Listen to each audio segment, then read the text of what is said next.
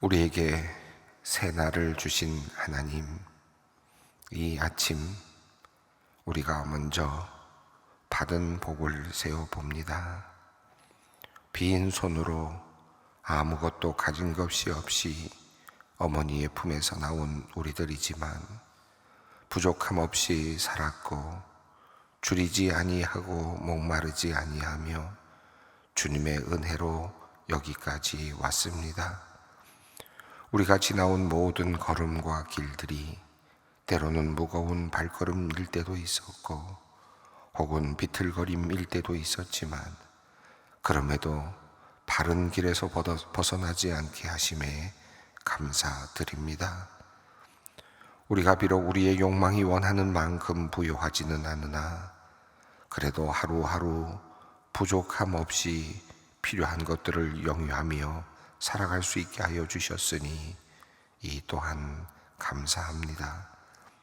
하나님, 그 무엇보다도 우리에게 죽음을 넘어서는 영원한 복을 주셨으니 참으로 감사합니다. 자격 없는 우리를 사랑하시기로 작정하시고 십자가에서 물과 피를 다 쏟아 우리를 구원하여 주신 주님의 은혜와 사랑을 이 시간 찬양합니다. 하나님, 우리가 이 믿음을 더욱 굳게 지키게 하여 주시옵소서. 이러한 영혼을 향한 우리의 소망이 날로 새로워지게 하여 주시옵소서. 그리하여 주님과 동행하는 그 어디나 하늘나라로 변하는 놀라운 역사를 우리 모두가 경험케 하여 주시옵소서.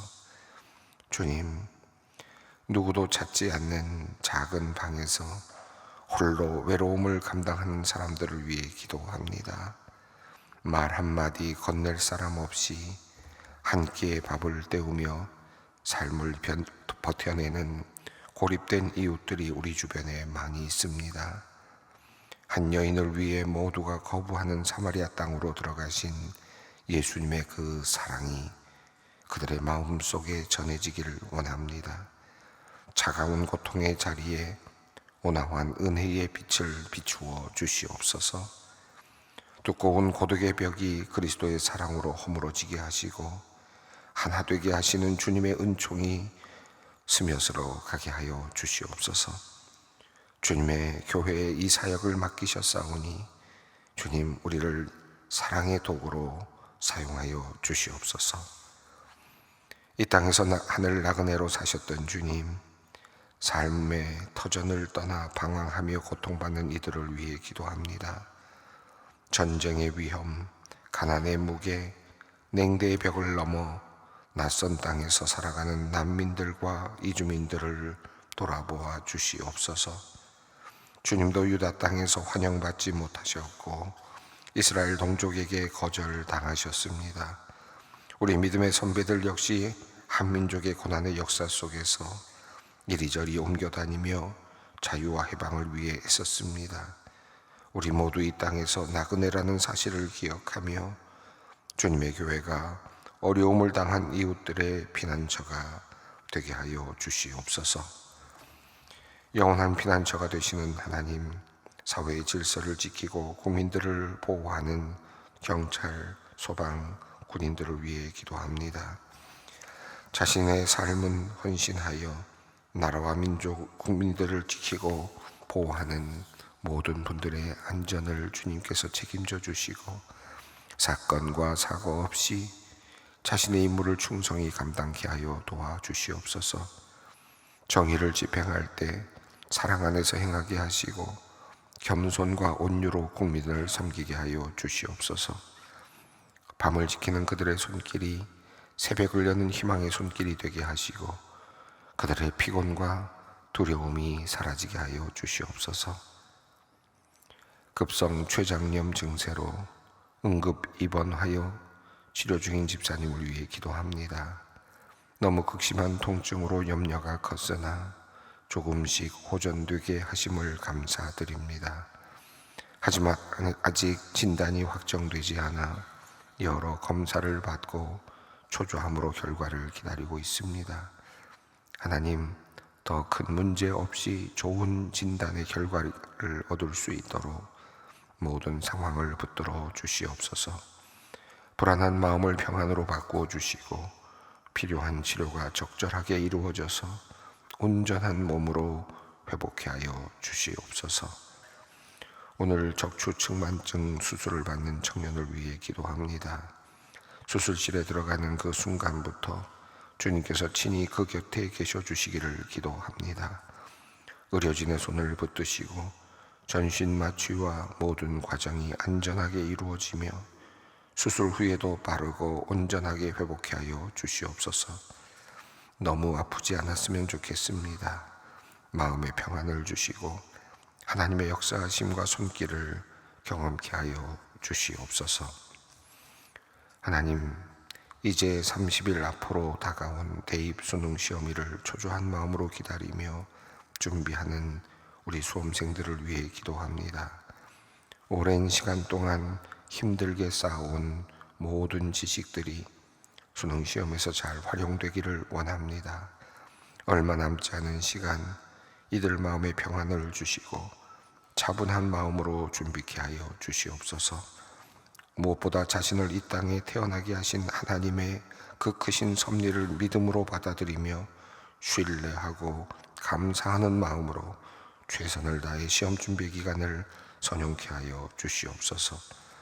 예체능 실기 시험을 앞둔 또 그리고 치루어가는 수험생들을 위해 기도합니다. 모든 과정 한 단계 한 단계마다 하나님의 자비로우신 손길을 느낄 수 있도록 주님 이끌어 주시옵소서. 하나님, 오늘은 대한예수교장로회 서울 강남노회가 본교회에서 열리는 날입니다. 여러 안건들을 처리할 때 지혜롭게 잘 처리케 하시고 서로 협력하여 하나님의 신성한 성품을 아름답게 잘 드러내는 복된 노회가 되게 하여 주시옵소서. 이제 하나님의 말씀 앞으로 사모하는 마음을 가지고 나아갑니다. 개인과 가정, 우리 교회, 이 나라에 주시는 하나님의 말씀을 듣고 깨닫기 원합니다. 어두운 눈을 밝혀주시고 마음과 영혼을 맑게 하셔서 순전한 하나님의 음성을 보고 듣게 하여 주시옵소서. 우리 주 예수 그리스도의 이름으로 기도 올리옵나이다. 아멘. 오늘의 말씀입니다. 갈라디아서 2장 11절로 21절 말씀입니다. 갈라디아서 2장 11절로 21절까지 말씀을 함께 봉독합니다. 게바가 안디옥에 이르렀을 때에 받을 일이 있기로 내가 그를 대면하여 책망하였노라. 야고보에게서 온 어떤 이들이 이르기 전에 게바가 이방인과 함께 먹다가 그들이 오매 그가 할례자들을 두려워하여 떠나 물러가매 남은 유대인들도 그와 같이 외식하므로 바나바도 그들의 외식에 유혹되었느니라. 그러므로 나는 그들이 복음의 진리를 따라 바르게 행하지 아니함을 보고 모든 자 앞에서 게바에게 이르되 내가 유대인으로서 이방인을 따르고 유대인답게 살지 아니하면서 어찌하여 억지로 이방인을 유대인답게 살게 하려느냐 하였노라. 우리는 본래 유대인이요 이방 죄인이 아니로되 사람이 이롭게 되는 것은 율법의 행위로 말미암음이 아니요 오직 예수 그리스도를 믿음으로 말미암는 줄 알므로 우리도 그리스도 예수를 믿나니 이는 우리가 율법의 행위로서가 아니고 그리스도를 믿음으로써 의롭다함을 얻으려 함이라. 율법의 행위로서는 의롭다함을 얻을 육체가 없느니라. 만일 우리가 그리스도 안에서 의롭게 되려 하다가 죄인으로서 드러나면 그리스도께서 죄를 짓게 하는 자는 결코 그럴 수 없느니라. 만일 내가 헐었던 것을 다시 세우면 내가 나를 범법한 자로 만드는 것이라. 내가 율법으로 말미암아 율법에 대하여 죽었나니 이는 하나님에 대하여 살려 함이라. 내가 그리스도와 함께 십자가에 못 박혔나니 그런즉 이제는 내가 사는 것이 아니요 오직 내 안에 그리스도께서 사시는 것이라. 이제 내가 육체 가운데 사는 것은 나를 사랑하사 나를 위하여 자기 자신을 버리신 하나님의 아들을 믿는 믿음 안에서 사는 것이라. 내가 하나님의 은혜를 패하지 아니하노니 만일 의롭게 되는 것이 율법으로 말미암았으면 그리스도께서 헛되이 죽으셨느니라. 아멘. 갈라디아서를 우리가 읽어가고 있습니다. 갈라디아서는 하나님의 그 예수 그리스도를 통한 은혜의 복음, 예수 그리스도를 통한 구원에 대한 확실성을 우리에게 알려주고 있습니다. 사도 바울은 걱정하듯이 이야기를 시작했었습니다. 다른 복음을 따르는 것을 내가 이상히 여긴다. 너희가 복음을 듣고도 다른 복음을 향하여 나가는 것을 내가 이상히 여긴다 라는 말씀으로 이야기를 시작하면서 다른 복음은 없다 라고 하는 분명한 말씀을 전했습니다. 내가 전한 복음은 결코 틀린 복음이 아니다. 사도 바울은 아주 강하게 확신을 가지고 그렇게 이야기를 합니다. 내가 받은 복음은 사람으로부터 말미암은 것이 아니고 하나님으로부터 말미암은 것이다. 그리고 부활하신 예수 그리스도로부터 받은 분명한 것이다 라고 하는 그런 이야기를 했습니다. 한 걸음 더 나가서 그는 내가 받은 이 복음은, 그리스도로부터 받은 이 복음은 사람으로부터 통해서 받은 복음이 아닌 이 분명한 복음은 내가 어떤 사람과 의논해서 만들어낸 어떤 저작물이라든가 어떤 것이 아니다 라는 이야기를 하면서 내가 심지어 사도들과도 교제를 나눈 것이 아니었다, 사도들과 의논하지도 않았다 라고 하는 내용까지도 분명하게 이야기를 했습니다. 그리고 우리가 지난번에 읽었던 말씀, 마지막 말씀이 이런 내용이었죠. 내가 예루살렘으로 간 적이 있다라고 하는 이야기를 하면서, 그러나 그것은 공적으로 간 것이 아니라 사적으로 갔던 것이고, 내가 받은 이 복음, 내가 그리스도로부터 받은 복음을 보다도 분명하게 하기 위함이었다라고 하는 말씀을 했습니다. 그리고 그곳에서 있었던 이야기를 전했는데, 야고보와 게바와 요한과 함께 서로 악수를 하면서 서로 맡은 사역에 대해서 함께 서로 의논을 나누고 또 서로 공유했다라고 하는 그런 의미의 말을 했습니다. 그래서 게바와 또 많은 사도들은 할례인들, 다시 말하면 유대인들을 위하여 복음을 전하는 일을 서로 맡았고, 그리고 자기 자신은 이방인들을 위한 복음을 전하는 일을 맡았다라고 하는 그런 이야기를 했습니다. 자, 이런 이야기를 쭉 하면서 지금 바울은 자신이 전한 이 복음이 결코 틀린 복음이 아니다, 확실하다라고 하는 그런 이야기를 분명하게 전하고 있습니다. 자, 그가 전한 복음은 도대체 어떤 복음인가? 그가 전한 복음의 핵심은 어떤 내용인가? 이제 점점 더 그것이 보다도 궁금해지기도 합니다. 자, 그런데 오늘 본문에서 이런 이야기를 해오다가 그리고 마지막 부분에서, 우리가 지난번에 읽었던 부분에서 예루살렘에 올라가서 사도들과 함께 의논하고 또 서로의 입장을 서로 인정하고 서로 받아들이고 함께 동역자로서 악수를 나누었던 그 이야기를 전한 후에, 심지어 오늘 본문에서는 사도들을 책망했던 이야기까지 사도 바울은 이야기하고 있습니다. 그러니까 사도 바울은 사도들에게 가서 자기가 자신이 전하는 복음에 대해서 인준을 받는 그런 정도의 수준을 이야기하는 것이 아니라, 심지어는 사도들이 복음에 대해서 벗어났을 때에는 책망을 했다라고 하는 그런 내용까지 전하고 있습니다. 그만큼 사도 바울은 자기 자신이 가지고 있는 이 복음이 확실한 복음이라는 사실을 지금 전하고 있습니다. 오늘 그 내용이 11절, 12절, 13절에 이어지는 내용인데요, 한 사례를 지금 사도 바울이 전하고 있습니다. 게바, 베드로죠. 이 사도 중에서도 최고의 지도자라고 할 수 있는, 물론 당시 초기에는 야고보가 최고의 지도자로 여겨지다가 그 다음에 게바가 또 계속 이어가게 되는데, 우선 이 게바는 초대교회는 예수님으로부터 천국의 열쇠를 가진 사람으로까지 그렇게 이해될 정도로 최고의 그런 사도로서 인정을 받는 사람이었습니다. 자, 그런데 게바의 안디옥 방문 이야기를 전하면서 지금 어떤 일이 있었는지를 우리에게 알려주고 있습니다. 11절을 한 말씀을 읽습니다. 게바가 안디옥에 이르렀을 때에 책망받은 일이 있기로 내가 그를 대면하여 책망하였노라.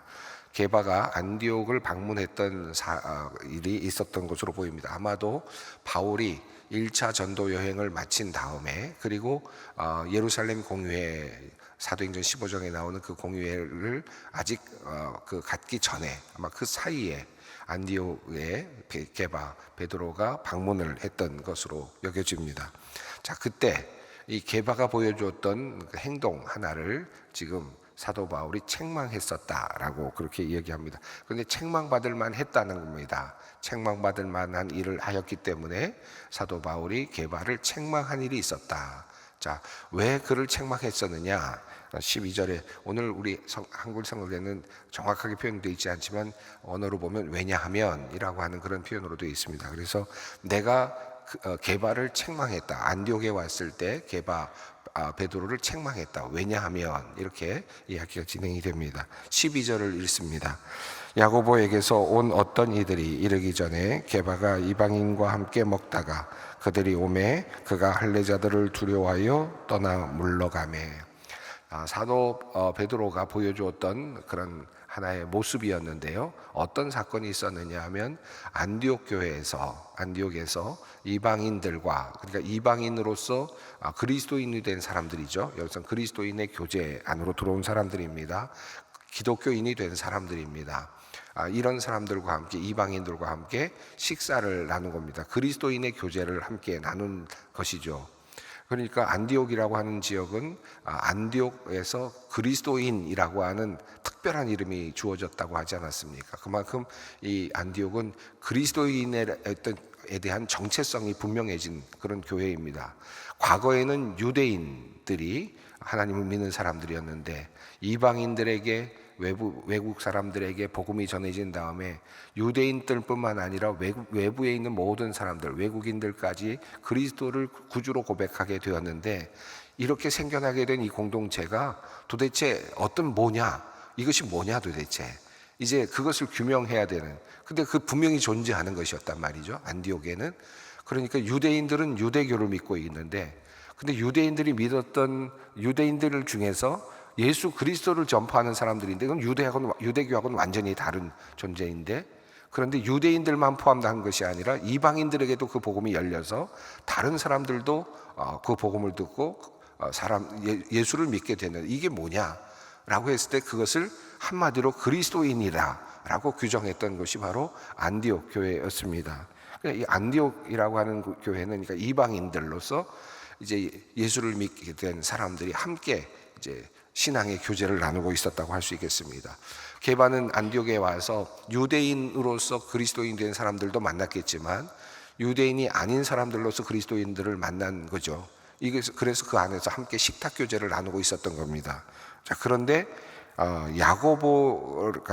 야고보에게서 온 어떤 이들이라고 되어 있는데, 예루살렘 교회를 지키고 있었던, 또 예루살렘 교회를 이끌고 있었던, 초기에 이끌고 있었던, 그리고 가장 큰 지도력을 발휘하고 있었던 사람이 바로 이 야고보였는데, 이 야고보와 함께 했던 사람들이 예루살렘에서 지금 안디옥으로 방문을 했던 것을 보고, 결국 혹시라도 그 사람들이 이방인들과 함께 앉아서 음식을 먹고 있는, 이 유대인들로서는 도저히 있을 수 없는 일이었죠.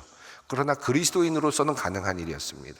자, 그런데 사도 베드로는 이미 그것을 다 알고 있었고 악수도 했고 그렇게 서로 이해하고 그렇게 지금 자신들의 사역을 감당하고 있었고, 또 심지어는 이 안디옥으로 와서 그들과 함께 식사를 나누면서 교제를 나누고 있었는데, 이 예루살렘에서 온 유대주의자들이겠죠. 또 유대인들을 중요하게 생각하는 사람들에게 오해를 받을까봐 하는 생각이 들어서 그랬는지 그는 그 자리를 슬그머니 피한 겁니다. 다시 말하면 유대인으로서 그리스도인이 된 사람과 비유대인으로서 그리스도인이 된 사람을 차별하는 그와 같은 일이 일어나게 되었다는 겁니다. 자, 이런 일을 보면서 이런 일이 일어나게 됐는데, 이런 일이 일어난 다음에 13절에 이렇게 얘기합니다. 남은 유대인들도 그와 같이 외식함으로 바나바도 그들의 외식에 유혹되었느니라. 이 파장이 게바가 베드로가 그런 모습을 보여줌으로써 자연스럽게 그것이 사람들에게, 유대인들에게 영향을 미치게 되었고, 많은 유대인으로서 그리스도인 된 사람들이 다른 이방인으로서 그리스도인 된 사람들을 차별하는 이런 모습이 나타났고, 심지어는 이런 영향이 바나바에게까지, 그러니까 그 바나바의 초기 기독교 지도자들에게까지 이런 영향이 미치게 되었다라고 하는 것입니다. 자, 앞서서 다른 복음이라고 하는 이야기를 했는데, 실제로 다른 복음에 대한 그 중요한 그 이슈가 뭐라고 말씀을 드렸습니까? 유대주의였습니다. 다시 할례를 받아야 된다. 이방인들도 할례를 받아야 된다라고 주장했던, 그리고 율법을 지켜야만 된다라고 주장했던 그런 그 주장에 대해서 사도 바울은 다른 복음이다라고 이렇게 이야기를 했었습니다. 자, 이렇게 된 데에는 지도자들, 초기 사도들의 잘못된 행실도 일목하고 있었다라고 하는 것을 지금 지적을 하고 있습니다. 자, 그러면서 그가 책망했던 내용의 일부를 이야기하고 있는데요. 14절입니다. 그러므로 나는 그들이 복음의 진리를 따라 바르게 행하지 아니함을 보고 모든 자 앞에서 게바에게 이르되 내가 유대인으로서 이방인을 따르고 유대인답게 살지 아니하면서 어찌하여 억지로 이방인을 유대인답게 살게 하려느냐 하였노라. 예, 이것은 바울이 보기에 아무리 사도였지만 그는 복음의 진리를 바르게 행하지 않는 것이다. 복음을 왜곡하는 것이다. 그의 행동이 복음을 왜곡하고 있다라고 그렇게 보았고, 그래서 그는 바울은 게바에게, 사도 베드로에게 이야기를 했습니다. 내가 유대인으로서 이방인을 따르고 유대인답게 살지 아니하면서 어찌하여 억지로 이방인을 유다인답게 살게 하려느냐. 이 말씀의 핵심은 이런 것이죠. 이 말씀을 조금 더 분명하게 의미적으로 본다면, 네가 유대인이면서 그렇다고 해서 율법을 제대로 온전하게 지켜낼 수도 없는 존재인데, 인간이 그런 존재이고, 그래서 결국은 유대인으로서 지켜야 될 이 모든 것들을 온전히 지켜내지 못하는 존재인데, 그래서 예수께서 오셨는데, 그런데 너희는 어떻게 예수 그리스도로부터 은혜를 입고 나서 그리스도인이 되었음에도 불구하고, 사도가 되었음에도 불구하고 이 사람들을 또다시 그 유대인으로 만들려고 하느냐, 율법의 노예가 되어 있는 그 유대인으로 다시 만들려고 하느냐. 너도 율법으로 자유롭지 못하면서, 너도 율법에서 벗어날 수 없는 존재인 것을 알면서, 그래서 그리스도께서 오셨다는 것을 알면서 어떻게 이 사람들을 다시, 그리스도인들, 이방인들을 율법에 매이는 그런 존재로 만들려고 하느냐라고 하는 그런 비판을 했다는 것입니다. 이 비판을 한 내용과 더불어서 그는 이제, 사도 바울은 복음의 진리를 보다 더 분명하게 하기 위한 말씀을 이어갑니다. 15절과 16절을 읽습니다. 우리는 본래 유대인이요 이방 죄인이 아니로되 사람이 의롭게 되는 것은 율법의 행위로 말미암음이 아니요 오직 예수 그리스도를 믿음으로 말미암는 줄을 알므로 우리도 그리스도 예수를 믿나니 이는 우리가 율법의 행위로서가 아니고 그리스도를 믿음으로 의롭다함을 얻으려 함이라. 율법의 행위로서는 의롭다함을 얻을 육체가 없느니라. 자, 우리가 유대인이었다. 자, 바울도 유대인이고 베드로도 유대인입니다. 그리고 기독교는, 그리스도교는 유대인 예수 그리스도를 통해서 시작됐고, 또 그리스도교는 초기 예루살렘에 있었던 유대인들과 더불어서 그 예수 그리스도의 의미를 분명하게 깨닫고 성령의 능력을 받은 사람들로부터 기독교가 시작이 됐죠. 그래서 유대인들로부터 시작되었다는 말은 어쩌면 맞는 말이죠. 그런데 왜 유대인으로서 그들이 왜 그리스도인이 됐느냐라고 하는 그 본래적 의미로 다시 들어가 보려고 하는 것입니다. 자, 사람이 의롭게 되는 것은 결국 율법의 행위로 말미암음이 아니다라는 것을 깨달았고, 그리고 결국은 이 우리가 의롭게 되는 것은 예수 그리스도를 통해서 되는 것이라는 사실을 깨달았기 때문에 우리가 유대인임에도 불구하고 그리스도인이 된 것이 아니냐라고 하는 것입니다. 그래서 우리는 더 이상 율법에 매이지 아니하고 예수 그리스도를 믿는 믿음으로 우리가 모험을 나선 것이다. 다시 말하면 그런 결단을 내리고 믿음을 갖게 된 것이다. 그리스도인이 된 것이다 라고 하는 것입니다. 자, 우리가 그렇게 했던 이유가 뭐냐? 우리가 그렇게 바울도 그렇고 베드로도 그렇고 왜 이런 결정을 내렸고 우리가 왜 이렇게 신앙의 틀을 바꿨느냐, 유대교에서 그 틀을 바꿔냈느냐, 그것은 바로 유대교가 가지고 있었던, 지금까지 우리가 갖고 있었던 그 신앙, 율법, 이 모든 것이 결국은 우리 모두를 완전하게 의롭게 하지 못한다는 사실을 깨달았기 때문이다 라고 하는 그런 이야기를 합니다. 결국 예수 그리스도는 율법이 주지 못하는 진정한 자유를 주었다라는 것입니다. 자, 17절 말씀을 읽습니다. 만일 우리가 그리스도 안에서 의롭게 되려다가 죄인으로서 드러나면 그리스도께서 죄를 짓게 하는 자냐? 결코 그럴 수 없느니라. 그리스도 안에서 우리가 자유를 얻게 된다, 진정한 자유를 얻게 된다라고 하는 이 소신, 이 믿음, 이 믿음 때문에 우리는 율법에서부터 벗어났습니다. 그런데 그 율법이 그것을 우리에게 온전한 의로움을 줄 수 없다는 사실을 알고 그것에서 벗어났는데, 다시 거기에다가 율법을 갖다가 들이대고 다시 우리를 재단한다면 우리는 결국은 죄인으로 또다시 드러날 수밖에 없죠. 그렇다면 예수 그리스도는 아무런 의미도 없을 뿐만 아니라 도리어 우리들에게 죄를 조장하는 그저 그런 존재밖에 되지 않는다. 너희가 자유롭게 되었다라고 해서 나가서 자유롭게 살았는데, 기쁘게 살았는데 다시 법을 적용해서 그 법을 갖다 들이댄다면 그 자유라고 말했던 그 예수님은 도리어 죄를 조장한 그런 분이 되지 않겠느냐라고 하는 것이죠. 우리가 이렇게 길을 건널 때 파란불, 빨간불 있지 않습니까? 파란불, 빨간불이 있는데 그 경찰이 거기에 서 있는 경우에는 제가 듣기에는 그 신호등보다 교통경찰의 수신호가 더 우선한다, 뭐 그런 이야기를 들었습니다. 그래서 빨간불이지만 교통경찰이 모든 것을 상황을 판단하고 그것을 통제하는 가운데서는 빨간불이지만 수신호로 길을 건너도록 수신호를 하면 그것이 우선이 돼서 건널 수 있다는 말이죠. 자, 그런데 그렇게 해서 교통경찰이 그것을 걸을 수 있도록 그렇게 해서 횡단보도를 건너는데, 건너고 나니까 옆에 있던 또 다른 경찰이 만약에 당신 빨간불로 건넜습니다라고 만약에 딱지를 딴다면 그게 어떤 문제가 됩니까? 그를 보내는 그 권한을 가지고 보내준 경찰이 결국 죄를 짓게 한 사람이 되고 말지 않겠습니까? 지금 그런 이야기죠. 예수님께서 이미 우리에게 자유를 주셔서, 이미 율법을 넘어서는 자유를 주셔서 그것으로부터 해방시켜 주셨는데, 자유롭게 해주셨는데, 그래서 그 자유롭게 살아가고 있는데 율법을 다시 갖다 대면서 그것을 내가 죄가 있다라고 말하는 것은 결국은 예수님을 죄를 짓게 만드는 존재로 만드는 것밖에 안 된다라고 그렇게 이야기를 하는 겁니다. 18절 말씀 읽습니다. 만일 내가 헐었던 것을 다시 세우면 내가 나를 범법한 자로 만드는 것이라. 같은 이야기죠. 그래서 지금 예수님께서 자유를 주셨는데 그것을 다시 갖다 드린다는 것 자체가 모순이고, 또 그것은 결국은 있을 수 없는 일이 되는 것입니다. 자, 19절과 20절을 읽습니다. 내가 율법으로 말미암아 율법에 대하여 죽었나니 이는 하나님에 대하여 살려 함이라. 내가 그리스도와 함께 십자가에 못 박혔나니 그런즉 이제는 내가 사는 것이 아니요 오직 내 안에 그리스도께서 사시는 것이라.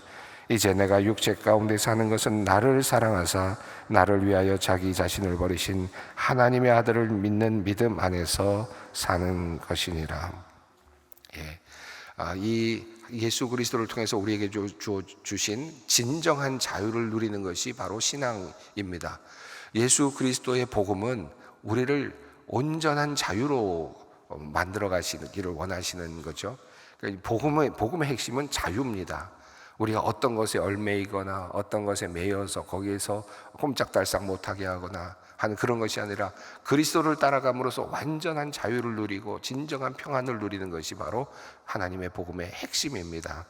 우리가 자주 너무 자유를 주시기 때문에 다시 뭔가에 돌아가려고 하는, 그리고 어딘가에 얽어매여야 되는, 그래야 마음이 좀 편해지는 인간의 죄된 속성이 있어서 끊임없이 뭔가에 매이고자 하는 마음이 있지만, 그러나 예수 그리스도의 복음은 우리가 어떠한 상황에 있든지 간에 그리스도의 보혈, 그것을 자체를 믿는 그 믿음 안에서 우리는 구원을 얻는다, 하나님의 나라가 준비되어 있고 영생이 준비되어 있고 하나님은 우리의 목자가 되신다는 이 사실, 이것을 잊지 않아야 될 것 같습니다. 이것이 복음의, 지금 사도 바울이 우리에게 전하고 있는 복음의 핵심입니다. 오늘 이 본문을 읽었는데 오늘 20절은 우리가 늘 마음에 새기고 늘 외우다시피 하는 말씀이죠. 내가 그리스도와 함께 못 박혔다. 내가 죽었다.